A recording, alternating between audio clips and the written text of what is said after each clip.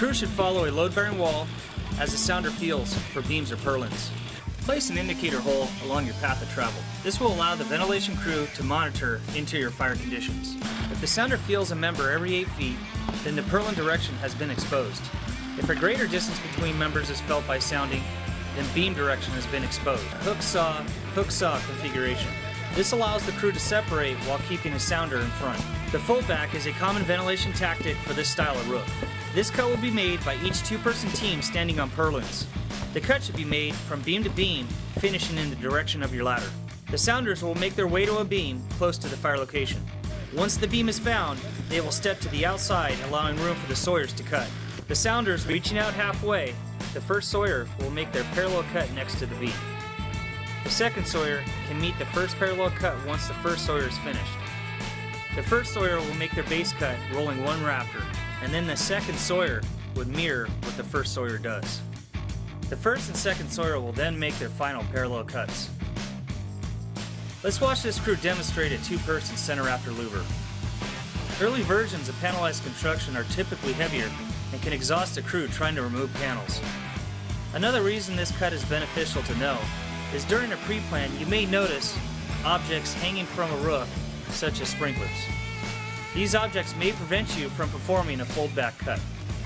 The sounders will leave the panels in place until the sawyers are a couple bays ahead. This limits the amount of smoke and heat into the work environment.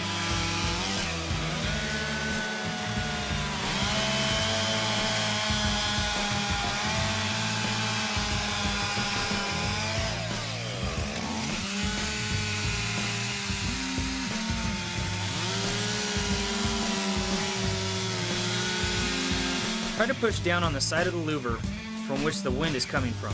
This will help pull fire products from the building instead of forcing fresh air into the building, which would increase fire behavior. This process will continue until the proper size hole is met. Remember, always build your ventilation hole towards your ladder. A trench cut on panelized construction should be done standing on a beam or a purlin. When cutting off of a beam, the crew will be working with construction. The first sawyer must reach past the first rafter to start the head cut. This rafter is located 2 feet from the beam. This cut should go from purlin to purlin before performing a parallel cut. The second sawyer will start the parallel cut when the saws are 4 feet apart. The second sawyer will then input a base cut to finish the ventilation hole. Always start from a low-bearing wall, working towards the opposite side. Here is a ventilation crew demonstrating a trench cut off of a beam. If the fire dictates the need for a trench cut, understand that this is a defensive operation and should be done in a timely manner. Switch hands whenever necessary to avoid stepping into a pre-existing hole. The trench should be finished prior to the fire reaching it. The 7L cut is being used to perform this operation. Now we're going to talk about a trenching operation against construction. We will be working off of a purlin. The first sawyer will start a head cut, rolling one rafter and stopping at the second. Then inputting a parallel cut to the desired width of the trench.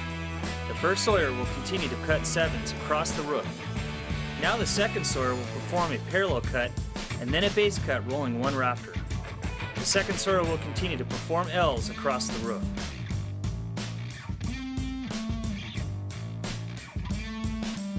Do not open up your louvers until the crew is a few cuts ahead. Here's our crew performing a trench cut against construction, working off of a purlin. Notice how the crew stays together and splits the workload. When using the 7L trenching technique, be sure to work from wall to wall in the direction of your egress.